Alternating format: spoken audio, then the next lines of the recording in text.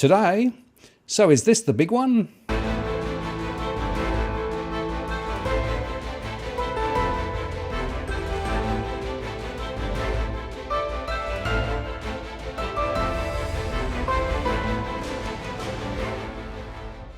Hello again, it's Martin North from Digital Finance Analytics. Welcome to the latest post covering finance and property news with a distinctively Australian flavour. Today I'm joined by economist and author Harry Dent. Hi Harry. Hi Martin. Great to have you with us. And I guess the question I need to ask you first is, well, is this the big one, the one you've been forecasting? This is the big one, Martin. I've told people, this bubble goes on, and no matter how much the markets go down or we stumble, central banks just print more money. But I said the only way you'll know this bubble's over and why you should get out a little on the early side is that the typical bubble, major stock bubbles like this in 1929 and the Nikkei bubble in late 89 and the tech bubble in 2000. And I measured 7 of these in the last century. Around the world. The first crash averages 42% in 2.5 months or less. 42% right off the bat. And the ultimate downturn from bubbles of this magnitude are about double that, 70 to 90%. The range of that first crash was at the low 30% for the Nikkei and about a 70% crash to follow because they had their bubble burst alone while the rest of the world didn't. And the worst was the 1929 crash in the Dow, 49% in 2.3 months. And the first crash, and 89% for blue chip stocks like the S&P or even more so the FANG stocks today. Nobody believes companies that strong with long-term growth can go down that much. They do when a bubble of this magnitude bursts. So yes, this is the beginning, the first shot across the bow, and I don't think it's quite over yet. The first crash. Right, and the drops, of course, on the Dow and elsewhere have been quicker than the last few, right? So that's another indication, I suggest. People are going to say, Martin, and I've already gotten this, because nobody likes hearing the bubble's going to burst. You know that better than anybody, especially Australian real estate. My God, people are so emotionally attached to that, and it's done so well so long.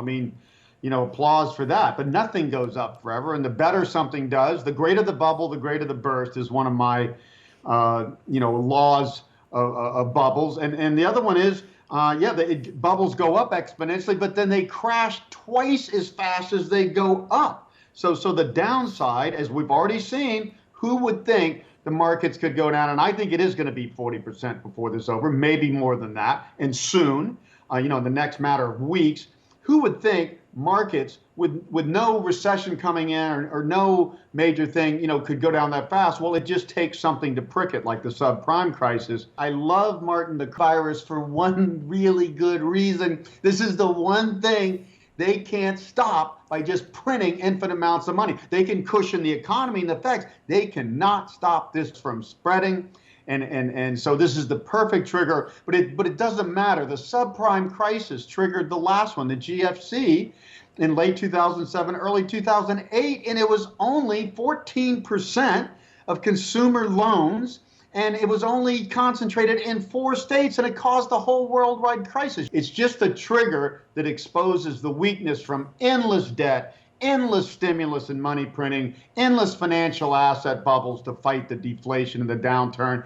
And then all it takes is something to expose the weakness. And then it falls apart so fast, even money printing doesn't work. And I'll tell you, my other thing, people always say to me, well, yeah, but governments won't let this happen. Not the 40% crash, not the 80% long downturn, because they'll just print more and more money. Well, they just did that between a little over a week ago, between Thursday and Sunday night. The Fed put rates to zero, and then $700 billion in bond buying and up to a $5 trillion fund to fund endless repos in 3 months instead of overnight, to basically give the banks all the money they need, to go on doing what they're doing. And you know what the markets did Monday? They went down 3,000 points, the biggest point drop we've seen ever, and in this crash.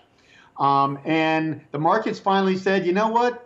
We don't care about money printing that much anymore. The markets only started going up, and then they said, then the Fed came out and said, quantitative easing. We'll print any amount of money and buy anything. Corporate bonds. They'll probably buy junk bonds at some point. They're already buying bonds and asset-backed securities. And like Japan, they'll probably end up buying stocks. So this is crazy stuff.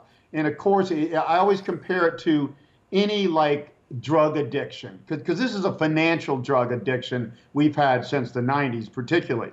You have to take more and more and more to keep from coming down, and it has less and less effect until you take so much it kills you. Just like cancer grows until it kills the host. And that's what's happening here. They've already blown. Here we get our first little scare after 11 years of the biggest bubble ever with the slowest growth economy ever. So go figure that out. Why would you have this? Only because of all the money printing and financial asset propping up.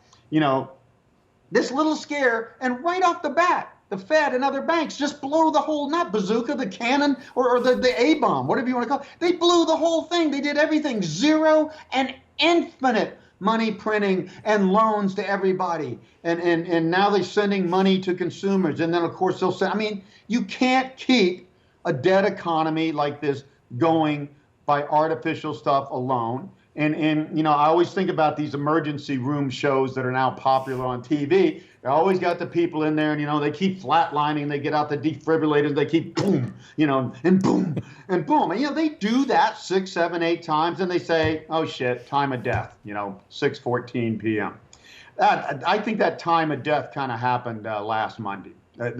They finally just did the ultimate defibrillator, and the markets went down anyway. Sure. Well, it's fascinating to watch a lot of the commentators who are saying, well, this is fundamentally different because, it is created by an external health event. But nevertheless, once that's fixed, then everything will bounce back, and there will be where we were before, except we've now got this extra dose of debt on an already massive pile of debt. And a lot of the support mechanisms being offered by central banks and governments around the world is take more debt, please, help yourself. Well, yeah, it doesn't. It has worked. I have people on the conservative side come to me and they'll say, "Oh, Harry, this money printing doesn't work." I'm like, "No, yes, it did. 2008 looked every bit like 1930. Basically, major corporations were failing, major banks and financial institutions were failing.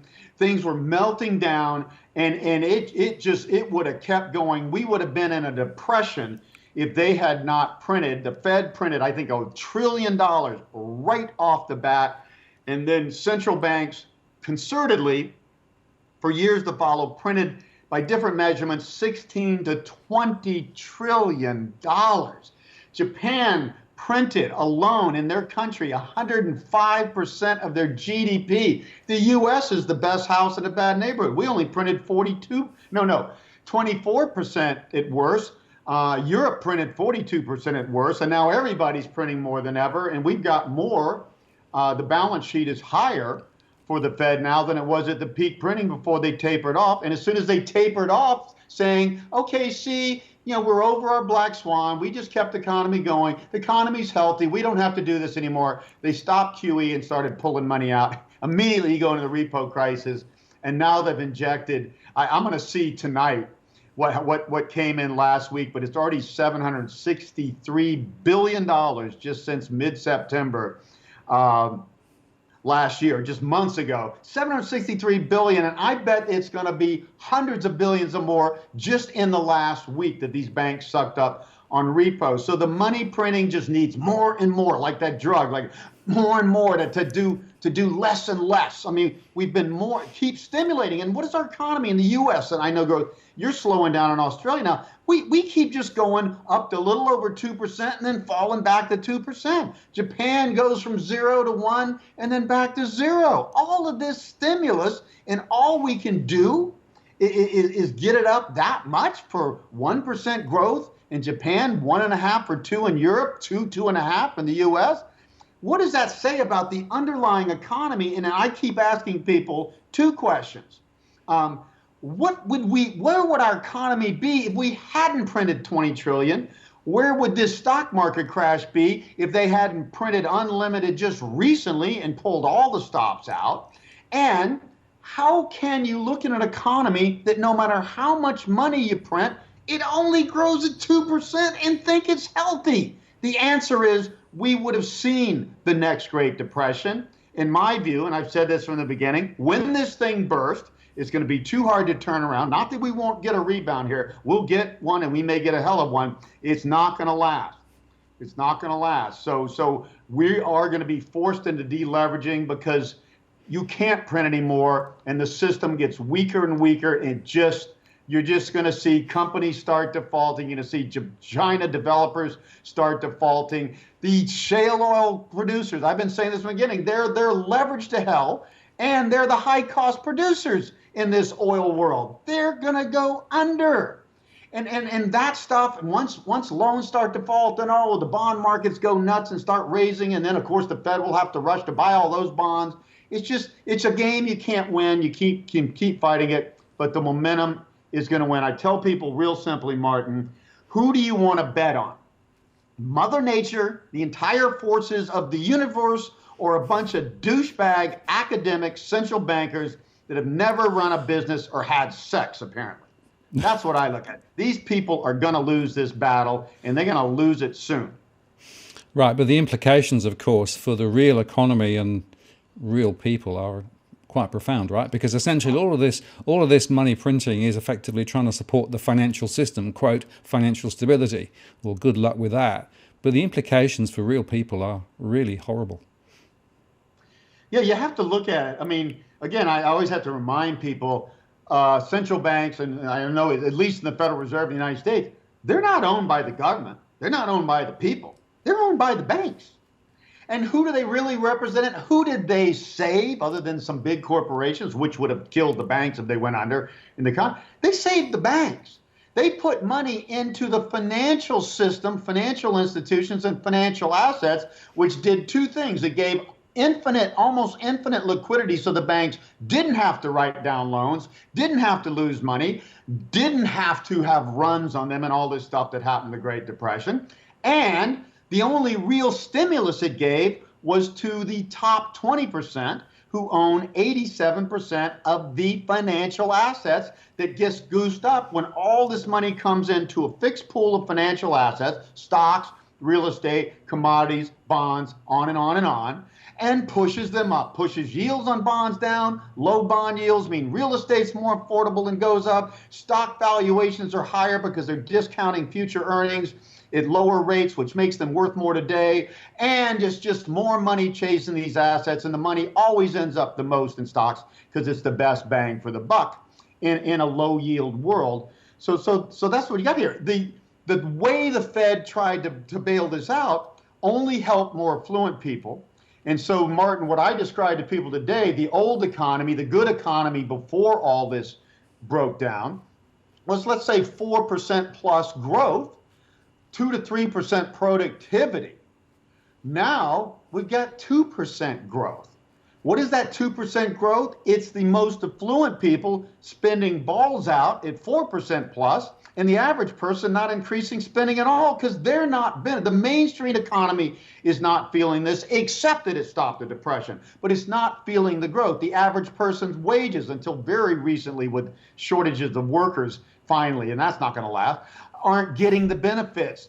The upper class is getting the benefits, and the banks and the financial asset system. So this is all makes the rich richer, the everyday person falls behind more. And so what happened? People vote for a freaking idiot like Donald Trump in the United States to save them.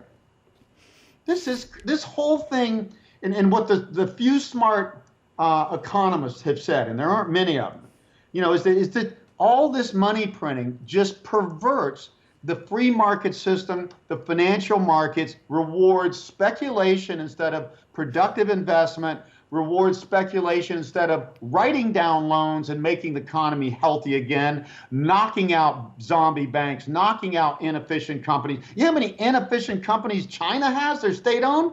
This is crazy. You know how many empty condos and houses and infrastructures and factories this country, China has? Any company that had that would already be bankrupt, and any industry that has that would have deflation from excess capacity and cutting prices to clear, which kills profits, which kills employment, and kills the industry and the economy. So all of this money printing's been to put off a crisis instead of being having the courage enough. I always look back. My favorite person, I mean, there's Churchill and Roosevelt and Reagan and all these people. I like Margaret Thatcher. Women got up in the early 80s crisis with 11% unemployment, the worst downturn since the Great Depression. And she said to the British public and to Europe, we're going to do this the hard way. We're going to restructure, knuckle down, and get through this, not print money and make it go away like magic. This is the greatest BS I've ever seen. These central bankers will look like the greatest idiots in history, along with Donald J. for genius Trump. Yeah, and of course the political class and the bankers are all sort of on the same side of the fence, aren't they? So I guess the question then is, what ordinary people do, Harry, in this complex, financially driven, financialized world, because they're almost in another universe. Yeah, they are in another universe. They've gotten a little reprieve just in the last year or so. Again, all of this stimulus has pushed the unemployment rate so low that they're pulling anybody that's got two arms and two legs. People who've been permanently unemployed or just gave up and left back in the GFC, pulling back in, but now they're getting scarce. But what you do, it doesn't matter who you are, you do the same thing. You don't participate in the bubble. First of all, you're an everyday person, you got a job or you got a small business. If you got a job, maybe you like your boss, maybe you don't, maybe you like your job, you don't. Keep that job. This is not the time to be starting a new business and taking risks, not a time to be switching jobs and hope you get a better one. Keep your job, kiss the ass of the boss or whatever you have. Keep your income stable, because you got to remember, no matter how bad a crisis, companies will fail, but the best companies will survive. And even if there's 15 or 20, or in the case of the Great Depression, 25% unemployment, 75% of people are still employed. You want to be one of those people still employed, keeping your job. And if you can get a side job or make some money on the side, do that to diversify. And the second thing, everybody's got, and especially in Australia, you are the envy of the world. I don't think you guys know it. Your superannuation system, it is forced saving. I'm sorry, yeah, people need freedom, but they also are dumbasses and need to be told what to do. People never save enough money. Forced savings, but it doesn't go into some big social security system which gives out the money today to people from the past that didn't pay in, from people paying in today, and it may not be there for you. It is in your account. So you in Australia have more assets in real estate than the US, and we're the richest country in the world, large country, and you have much more money in your superannuation funds. Well, you do have money there. Get in safe stuff. Not forever, just for the next few years, because this is the beginning. That first 40% crash that we're in right now, and I think is going to go a bit lower, but it'll be over soon, is the signal it started. There will be a rebound 3, 4, 5 months, maybe even into the US election at the farthest, and I don't think it'll make it there.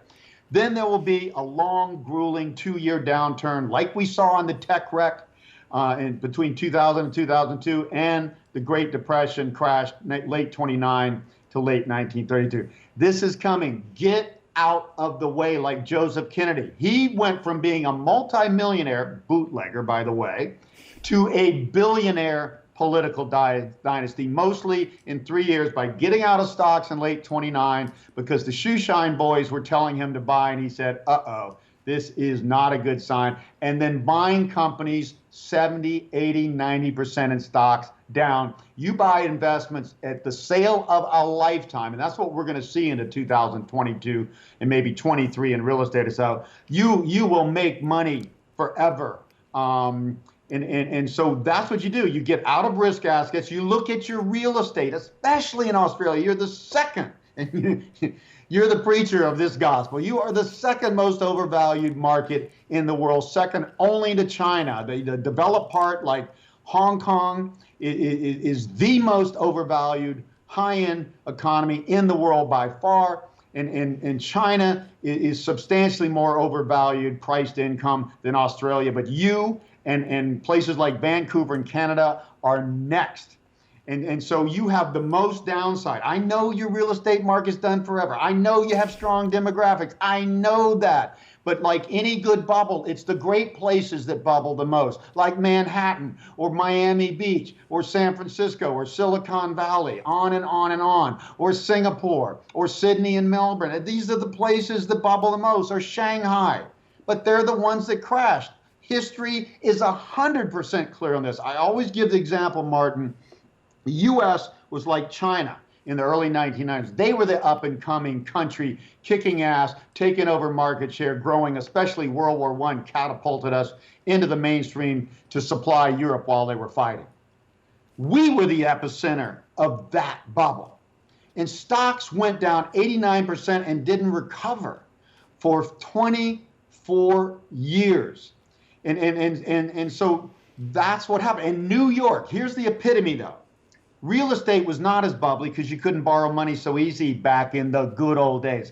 50% down, 5-year balloon mortgages. How are you going to speculate on that? How is most people, the average person, not going to be able to buy a house on that? So real estate only went down 26% in the U.S. Average. Manhattan, which would have been like the Shanghai there, and it was the leading up-and-coming country. It was the leading city in the U.S. by far. Manhattan went down 61%, way more than the average house. The average house came back within 10 years. New York took as long as stocks, 24 years to get back to those levels. It's the best real estate. The best stuff, the best companies bubble up the most, including back then, like the fangs of the day, General Motors, Ford, RCA. Those were the next leaders of the world. They bubbled up and went down 89% or more. So people have to get off this thing, well, the best stuff will never go down. And you know who tells me that the most, Martin? The richest people I talk to. No faster way to get stupid, I found in these days in a bubble like this, than to be too successful or rich too long. It makes you stupid. You confuse brains with a bull market, as they call it. Right. So the message there then is, don't be persuaded that this is a little blip and then, come in. Yeah, this is partly a longer term process, a process that will continue to grind for quite some time. And people should be very cautious. Very, I mean, it is what I call the crash of a lifetime. This is going to be the biggest crash and deepest economic downturn, and it's going to be most comparable to the early 30s and the 1929 to 32 crash, not to the 73, 74, the 70s crash and recession. That was tame compared to this. Unemployment at the peak in the U.S. got to 11% in the whole 14-year downturn, and talk about a long process between late 68 and late 82. In the Great Depression, unemployment got up to 25%. They're already talking, we could get up to 25% just in the next quarter or two from this shock. But what I'm going to tell people, Martin, first of all, listen to somebody like me or you who told people in advance this was going to happen. And I not only said it's going to happen and the money printing wouldn't work at some point, I said the first crash would be 40% before you could blink an eye or more. That's happening. So since that's happened, why didn't you listen to the second thing I say? This is just the appetizer. The entree comes in the next few years, say after the election this year, into late 2022. And I got every cycle I know pointing into a low around late 2022 for stocks and more like 2023 for real estate and things. So you can't listen. Everybody's going to tell you it's okay. Nobody wants you to panic. No, you should be cautious. You don't have to panic. Be cautious. Protect what you have. Your job. If you love your house and if you're in a house that's not overvalued, which a lot of everyday people are, I mean, the bubble in the United States, all on the coast. The bubble in China is mostly on the coastal cities, or the worst. Same thing. Melbourne, Sydney, Brisbane are the worst in Australia. So the more you're in a bubble, and the way you tell that, Martin, you look at your real estate back at the last major low, back in like the early to mid 2000s. What was your real estate, whether it's a commercial building, but especially your house or a vacation home? What was it worth then? Are you willing to sit through it going down that low or near that low? And if you're not, sell it. Put lipstick on the pig and sell that thing. Now, some people say, well, yeah, my home, okay, you don't have to sell your main home. I did mine. I only own my vacation home on an island off of Puerto Rico because it's unique. It's going from 25 to 5-acre zoning, so it's going to be worth a lot more. It could fall 40%, and I'd still be ahead when the 5-acre zoning comes through. And it's unique. I can't replace that property. I have been renting my primary home in Tampa and now in San Juan, Puerto Rico for years. Because the first bubble, I got out right at the top of the first bubble when I was moving from Miami to Tampa, convinced my wife to rent. She didn't want to rent. Nobody wants to rent. I said, look, we're moving temporarily to caretake your family. Let's rent and see how it goes. But I knew it was going to fall. We saved a 50% drop in the next 2 years, and we're paying half the rent that would have cost to have had a mortgage and property taxes on that same property. We just made out like bandits. So look at all your real estate. If you can sell all real estate you can, especially if it's overvalued. Get out of stocks and risk assets. We're going to get a bounce here. Don't do it now in the middle of the worst crash. We're going to get a bounce that should last 3, 4, 5 months, maybe more. By history, it happened in the first crash. The first crash in 1929 was down 49% in 2.3 months, the worst of them.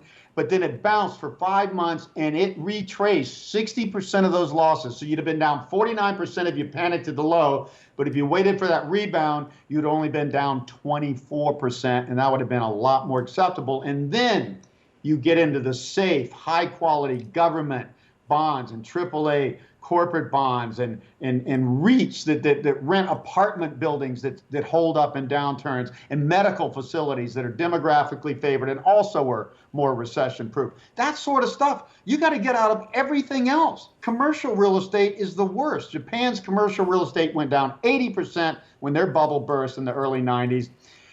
Stocks went down 62%, and residential real estate went down between 60 and 70%. People keep telling me this can't happen. I said, it already happened in Japan. Why are not economists and people looking at Japan? Difference between Japan and us and Australia and Europe is that they had their bubble first. They had their baby boom 11 to 15 years ahead of us. They had their bubble first in real estate and stocks. They had their crash, which was a little more muted because the world didn't crash with them. Well, we're having ours now, and it's going to be exaggerated by this virus. It can come back next winter, which will be your summer in Australia. Lucky for you if this thing tries to come back. This thing could come back with a vengeance in Europe and in the Northeast and in the U.S. And places like Korea and Japan and stuff next winter, and make things worse again. So it's only going to be worse, definitely worse. Another thing I look at, how much did your stocks go down? How bad did your economy get? And that's not a good example for Australia because you guys barely felt it. But in most places, people think, oh, it couldn't get worse than the GFC. No, this will be deeper, longer, and worse. And this will. And I'm banking my projections on this. And I tell people, if we get to 2022 and we have not seen a crisis somewhere near the magnitude I'm talking about, including in Australia, I will move to the Gold Coast and be a limo driver in Australia and just shut up and never say anything the rest of my life and just drive around cool people. So, Harry, one last question from me. What about gold? Because there's been a lot of ups and downs there, but how do you think that's going to play out?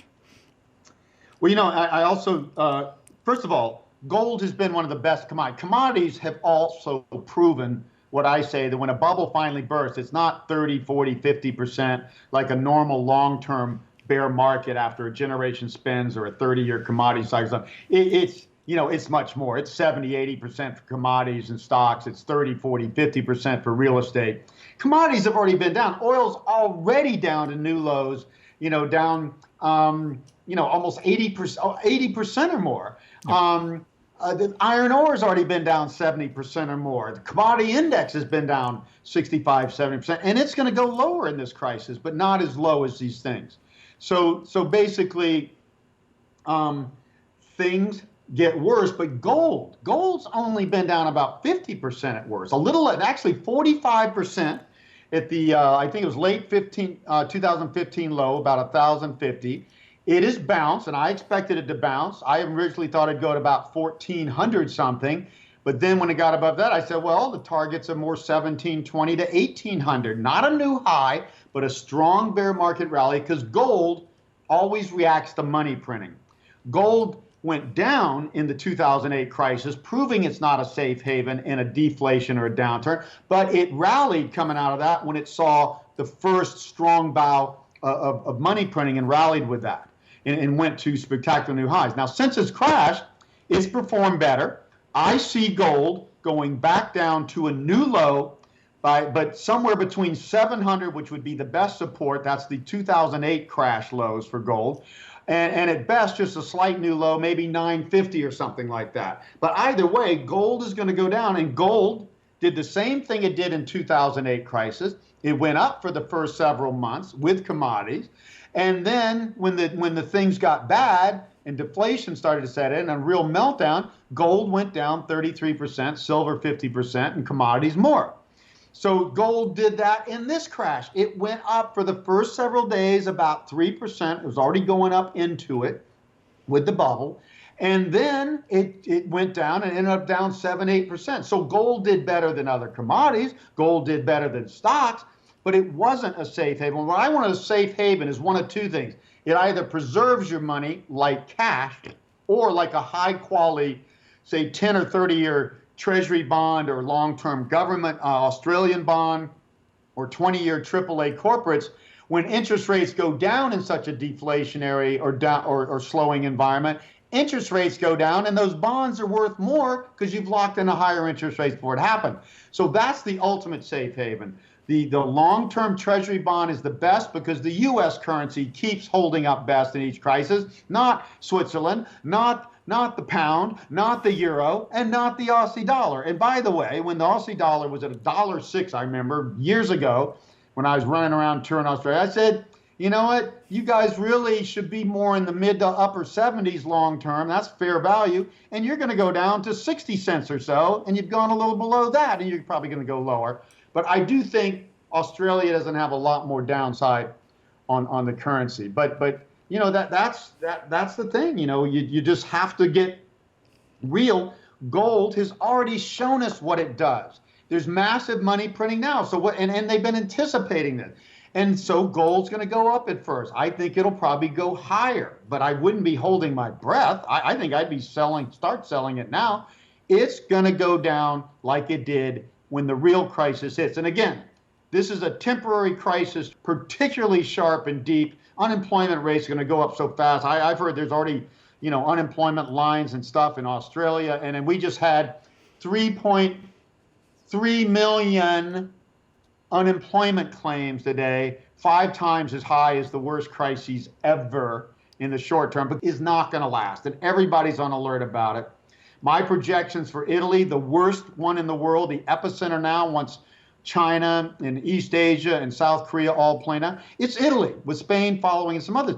Italy looks to me have already gone through, I call 50% on the S curve. The peak number of cases per day already is backed off lower for 4 days, says we're probably at 50%, which means I can project 90% penetration of this massive thing in Italy by early April, and by late April, this thing's going to be as flat and dead as in China, and the world's going to finally see, this is not going to last forever. Doesn't mean it can't come back next winter, and it probably will, but this will be the biggest thing to stoke a rebound in stocks, because stocks are rebounding now, but for the smart people who don't just look at the trend, but look at the acceleration in most places outside of New York and even Spain at this point, but in the key places like Italy are already decelerating, which means there's an end to this. It starts slow, accelerates, and then it flattens out. It's the S curve. So nothing's taken more than a month. So this thing, I think by later in April, early May, we're going to see an end to this for now, relaxing all these restrictions. The economy's going to bounce back quickly, and now there's going to be so much stimulus pool from all these overreactions by the central banks that you actually might even get a more furious rebound than we got in 29 or 2000. But and I would advise people, if we do get down, if we have one more wave down in the next couple of weeks or so, I would buy into that, but I would only buy into it saying I'm only going to hang on for 3 to 5 months, And of course, we're going to be giving people targets in our newsletter, how to, when does this look like it's failing? But boy, you can't push it too far, because the next leg down is the real deal. This is the appetizer. We're going to see a buildup, a rebound. People will think, oh, we're over it, and everybody's going to get bullish again. That wasn't people like Martin North and Harry saying there's really a systemic problem with the economy that has to be deleveraged and worked out, and then it's going to hit. And believe me, that next downturn will be like all the other ones. It'll be in 2 years plus, and it'll go from maybe down 10 or 20% down to 80% in stocks. In real estate, which has not even crashed yet, or it started in Australia but came back, but it hasn't even started to crash yet, except in certain areas in the U.S., will go down 30, 40, 50%. And that is killer on real estate, because most people don't borrow money to buy stocks, except for traders. People do borrow money in businesses to buy real estate. So a 40 to 50 or 30 to 50% decline in real estate is worse than a 70 to 80% decline in stocks for the economy and for the people holding it, because they're underwater and all types of crazy stuff happens. And the Australian banking system, unlike the US, well, first of all, Australian households, 67% of their net worth in real estate last time I looked, 75% in China, the two highest in the world. You know what it is in the US, since we got our ass kicked already? 30%. So you're going to that's what's going to hit Australia. Your demographics are not turning down. It's your overvalued real estate and the banks backing that's going to trigger a banking crisis and a recession in Australia. And of course, you're a strong exporter, and the whole world's going to go down. So there's no way your exports and your trade and stuff doesn't go down with it. So you are going to see your first recession in, 3 decades, Martin, now, since the early 90s or something? Your first recession, and other than the little 17, 18 first little shot across the bow, which I was telling people back then, I'm sure you were too, this is the beginning of this too. Don't think this is temporary and a buying opportunity. Of course, everybody thought it was a buying opportunity. So don't be a toad. Don't be an idiot. I hate to say it. When people get in a bubble too long, it's like being on drugs. You get high and you lose your judgment to see reality. Financial assets, I'll just give you a quick measure, and I've looked at this globally and in the US. Financial assets in the world compared to long-term trends, very long-term, back since World War II, are double what they should be when you lump everything, bonds, stocks, and real estate get double. So that means you got to have a 50% decline in financial assets, which is real money and real people's brokerage accounts, way more than their bank accounts and their superannuation and stuff. And a lot of that's in there. That is a 60 trillion hit to the US alone, and it's a 160 trillion hit globally. 160 trillion, twice the global GDP, disappears the next 3 years. And 60 trillion, 3 times the GDP of the US disappears. And I would estimate something like 2 times your GDP disappears in Australia. Not as much in the US, but still high. That is going to give a big shock to the economy and to people's net worth and make them feel very pessimistic about spending again for a while. Yeah, well, Harry, I've been saying for some time 40% overvaluing on property, and I still stand by that. Here I think it's happening. It's already starting to see it. So I think your words of caution are absolutely spot on. And, people need to avoid the spruikers, it's just a quick blip and everything's going to be fine, because we are definitely entering the end stage of what I think will be a significant and long-term correction. I have a model for real estate, net demand. I subtract the dyers who are sellers from the buyers and demographics when they peak buy. And when I do that, my model, coming from a whole different view, says the same thing. It says real estate in Australia is 42% overvalued. It was 21% overvalued before the GFC in the US, and we went down 34%. So that would tell me in Australia, you won't just go back to fair value, you'll go below it. I'm expecting roughly 50% decline in real estate in Australia. Nobody in Australia sees that coming. It's going to be a shock. And if you get out of the way of it, you're going to look like a hero, and you're going to be able to go back in and buy real estate, the best stuff. And you should buy the best stuff, because the best stuff will come back the best, and your economy will come back.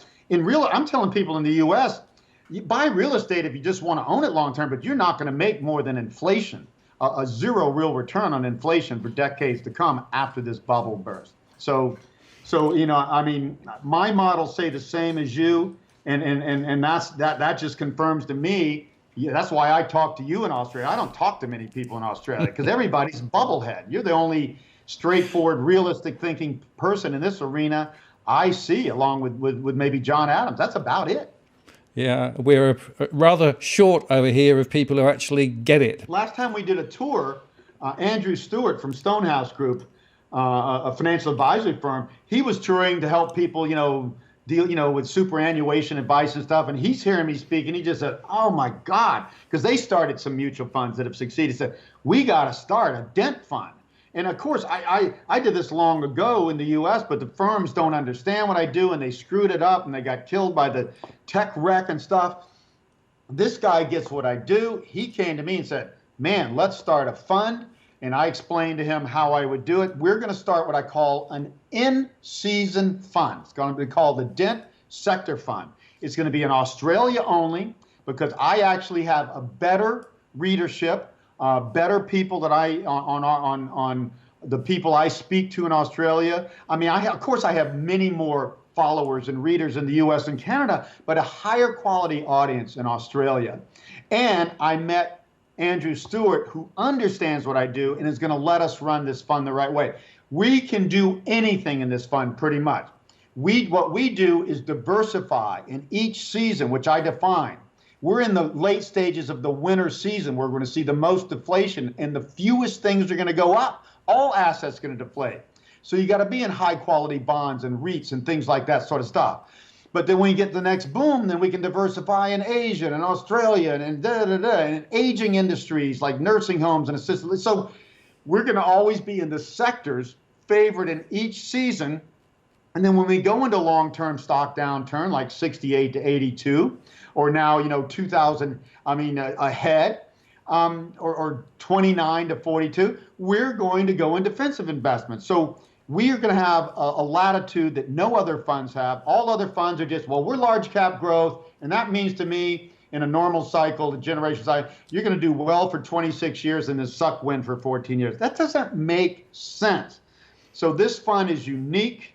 We're going to be starting it somewhere around June. So I'm telling people every time I speak, I say, look, if you want to look at this fund, it's no promise to get in or anything, get on our list, because as soon as this is ready to come out, we're going to contact people, because the fact that we're going to have this limited rebound for maybe several months at most, and it's a good time to get out of stocks and real estate, and it's a good time to reposition. You want to get in this fund early to get the best results. But this fund is all designed to protect your capital and not just preserve it, but grow by being in the deflation plays globally. And a lot of that's going to be in U.S., and that means being dominated in the U.S. dollar, which is going to do better even than the Australia dollar, which is going to do better than a lot of other currencies. So this is a unique fund.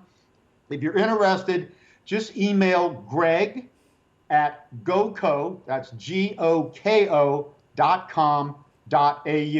He will put you on the list, and people will contact you and give you more information. And then you can decide if you want to get it at the time comes. But I would get on this list, because the people who get in this fund early are going to do the best. Yeah, Harry, well, thanks for your time today. Very, very interesting discussion. And, you always put things in a wonderful perspective, and I think that's what we need now. Not panic, but real perspective. Yeah. So take care, keep safe, and let's catch up again down the track. Yeah, thanks again, Martin. Always love it. Cheers. Thank you.